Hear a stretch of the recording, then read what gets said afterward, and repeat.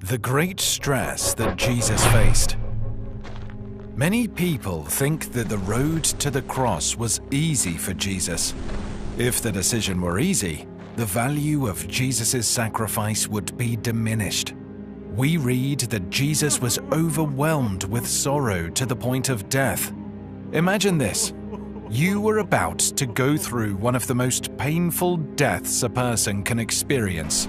There will be humiliation and insults thrown at you, and the people coming to arrest you are coming soon. The book of Luke tells the story of Jesus' final journey to his death. From his prayer in Gethsemane, where his faith in God is confirmed, to his burial, the Bible describes how an innocent man came to die for others. The Gospels each include a narrative that describes the time that Jesus, his disciples, and others spent in the Garden of Gethsemane, just before Jesus was arrested. Jesus prayed to his Father in the garden 3 times, saying, "And after going a little farther, he fell face down and prayed, saying, 'My Father, if it is possible that is consistent with your will, let this cup pass from me. Yet not as I will, but as you will.'" Matthew 26, verse 39, Amplified Bible. A little later, Jesus prays. He went away a second time and prayed, saying, "My Father, if this cannot pass away unless I drink it, yours will be done." Matthew 26, verse 42. These prayers shed light on Jesus' state of mind immediately prior to his crucifixion and demonstrate his complete surrender to the will of God. The cup that Jesus is referring to is the suffering that was going to befall him in the future.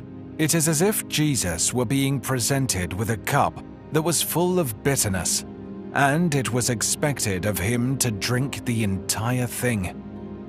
In Matthew 20, verse 22, Jesus talked about suffering. But Jesus replied, "You do not realize what you are asking.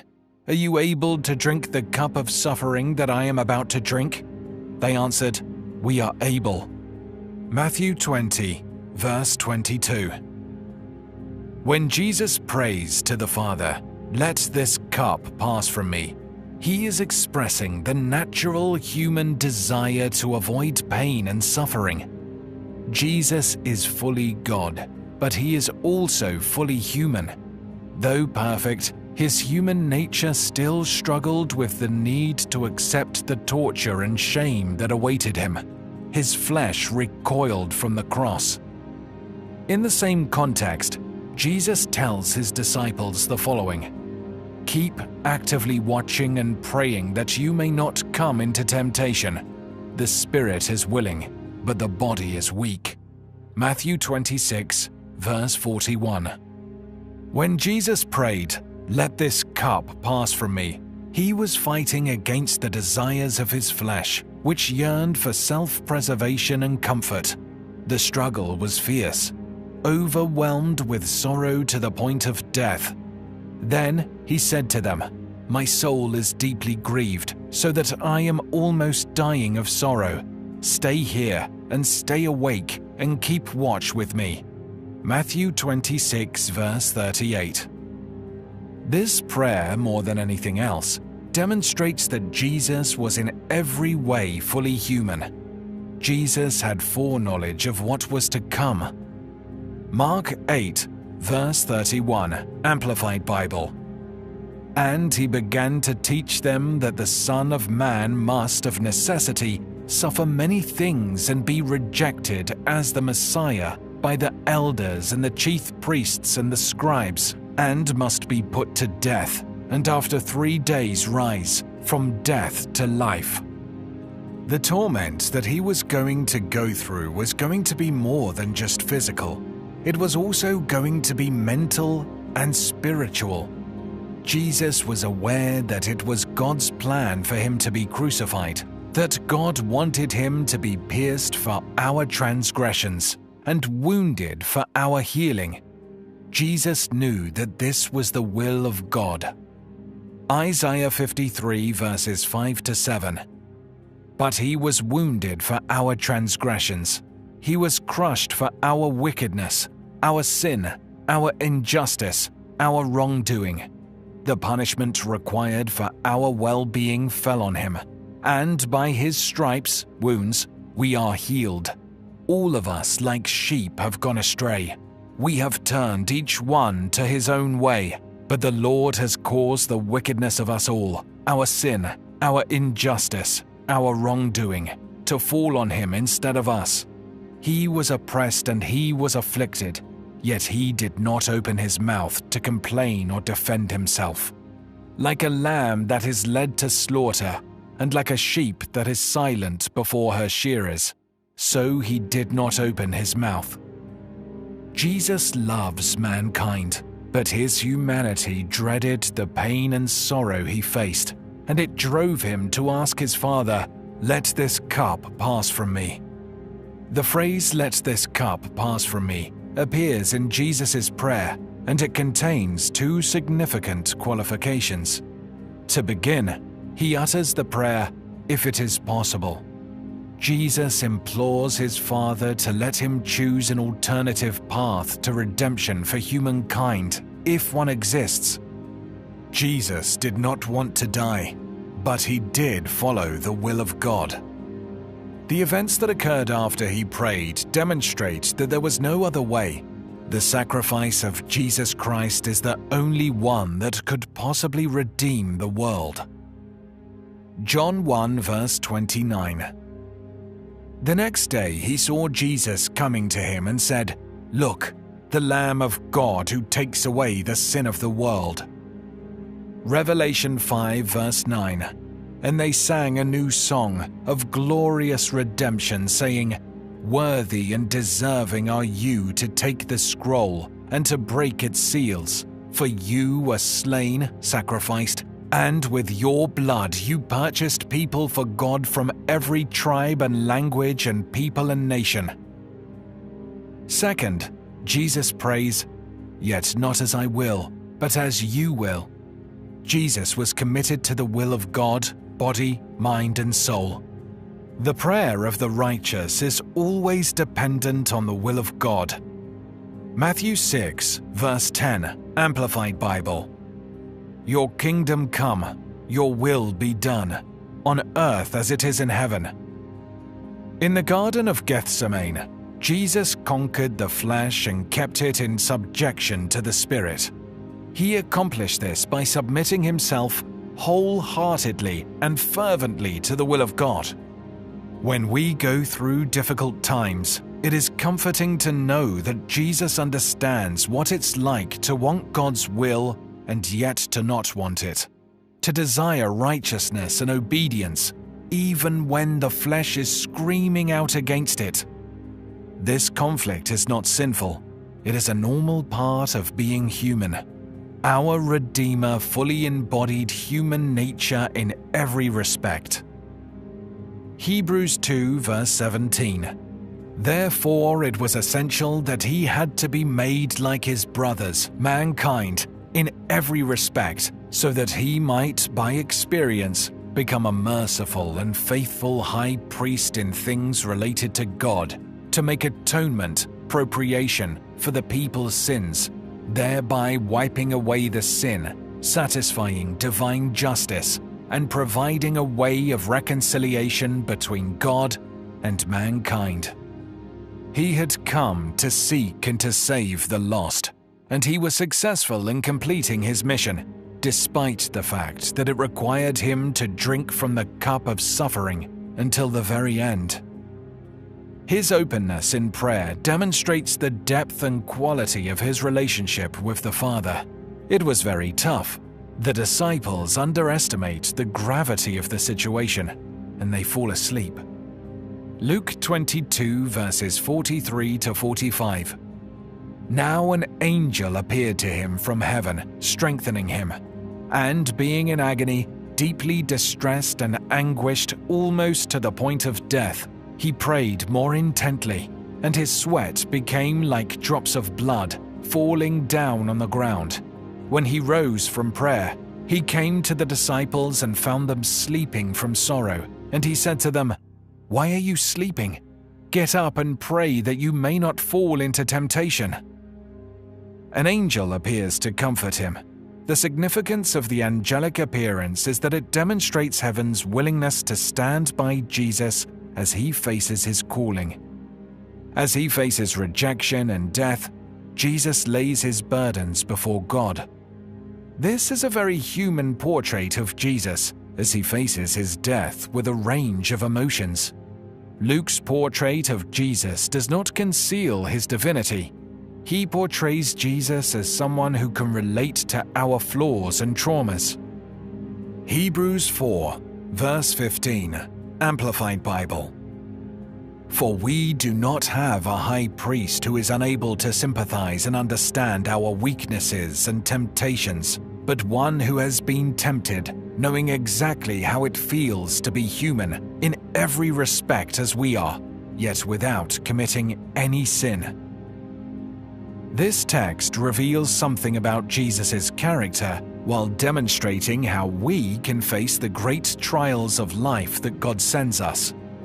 These verses show a man who is reliant on God and determined to do his will.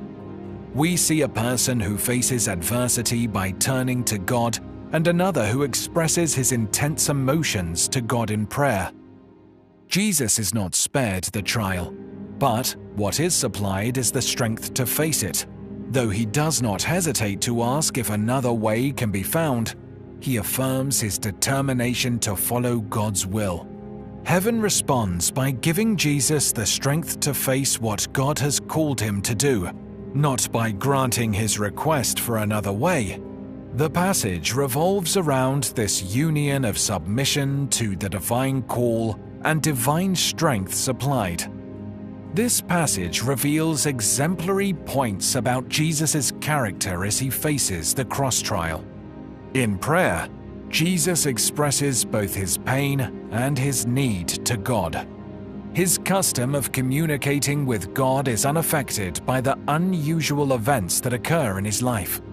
We frequently neglect to go to God with our needs when we are the busiest. Trials frequently bring us to our knees, but the hectic pace of life frequently keeps us on the move and prevents us from praying. That is not true of Jesus. His pattern reminds us that prayer is essential even in the midst of chaos. And his prayer is not just to check in, it is full of honesty, emotion, and pain. True prayer necessitates effort. Too often, rather than laboring in prayer, we bow our heads, close our eyes, and let our minds wander. In prayer, Jesus demonstrates honesty and humility. He sincerely hopes that God will not force him to go through what is ahead of him, and shares this openly, but he is even more committed to doing God's will. The prayer, while distinct from the laments in Psalms, is similar in that the petitioners also expressed their deepest emotions and pain to God. The private confrontation that occurs in prayer frequently produces the solace we require to take our next steps while holding God's hand. Furthermore, prayer is not a haphazard activity. As he seeks God in the midst of his situation, Jesus prays with his entire being. He even sweats blood drops. Jesus can walk with God because he seeks God on a regular basis. It is interesting that Luke, a physician, would bring up this unusual medical condition. Hematidrosis is a rare condition. The current understanding is that when someone is stressed, tiny capillaries within sweat glands rupture, allowing blood to mix with sweat. As explained by Dr. Frederick Zugerby, around the sweat glands there are multiple blood vessels in a net-like form. Under the pressure of great stress, the vessels constrict. Then, as the anxiety passes, the blood vessels dilate to the point of rupture. The blood goes into the sweat glands. As the sweat glands are producing a lot of sweat, it pushes the blood to the surface, coming out as droplets of blood mixed with sweat. This certainly describes Jesus' situation in the garden, but there is one tricky word in the Greek which should give us a bit of pause. The text says that his sweat became hosei, great drops of blood. Jesus in Gethsemane and his agony is the main point of the narrative. When Jesus arrives in the garden, he tells his disciples that he is deeply troubled and distressed. He is overcome with grief to the point of death. Luke captures this by referring to sweat as if it were drops of blood. Why is he overcome right now? His pain was not simple but rather complex.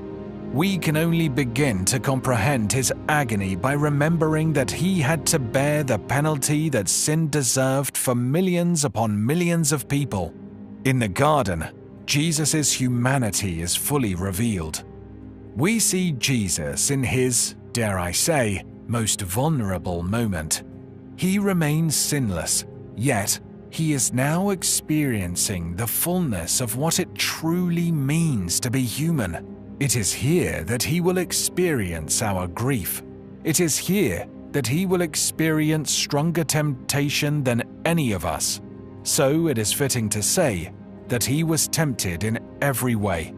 And it is the view into the cup that causes Christ to pray, "If it is possible, take this cup from me." He appeals. Silence. He appeals a second time. Silence. He appeals a third time. Silence. This silence lets us know that this was God's will. Jesus is mocked on the cross with taunts. His death, as unjust as it is, appears to be a defeat on the surface. But because of who he is, Jesus transforms it into victory, not just for himself, but for all who accept what he accomplished on a solitary piece of wood one Palestinian afternoon. Every leader feels alone at times, especially when venturing into new territory.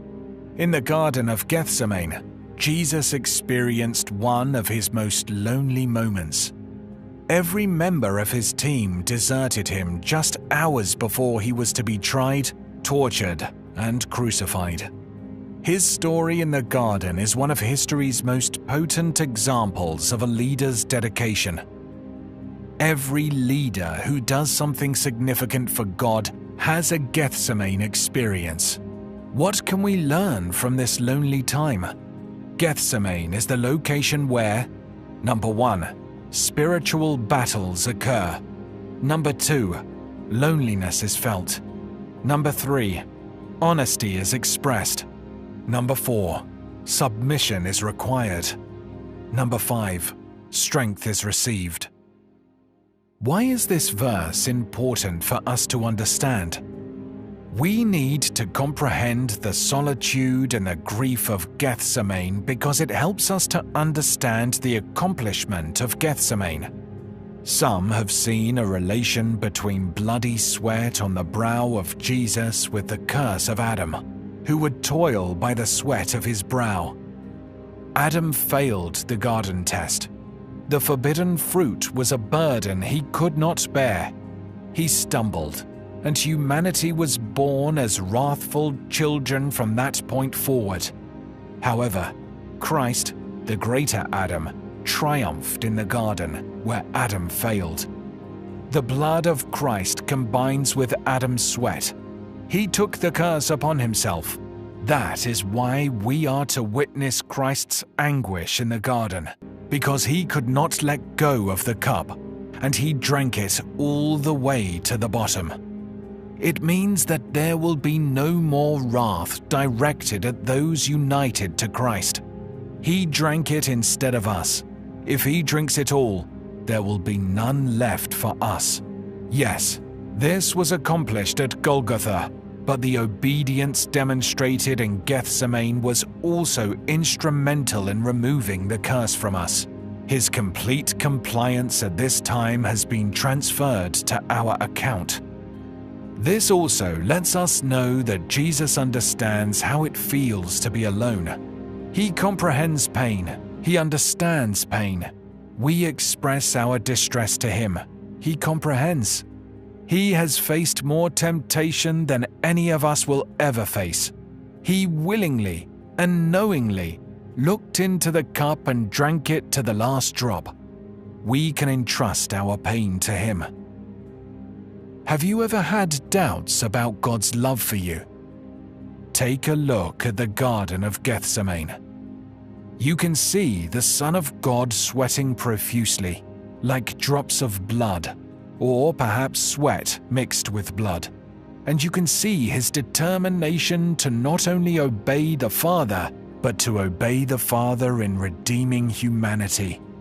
He drank from the cup in your honor. Look no further than the Father's silence.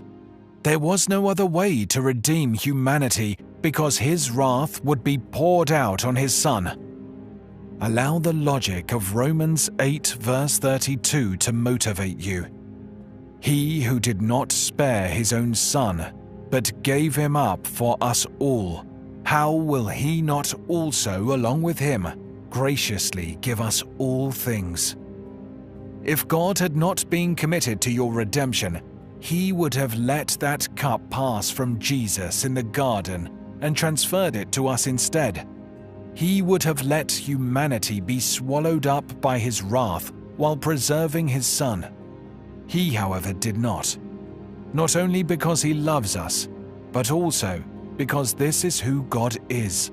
It is in his nature to be self-giving, to give of himself so that others may live. You can have faith in this. Who can be against you if God is on your side?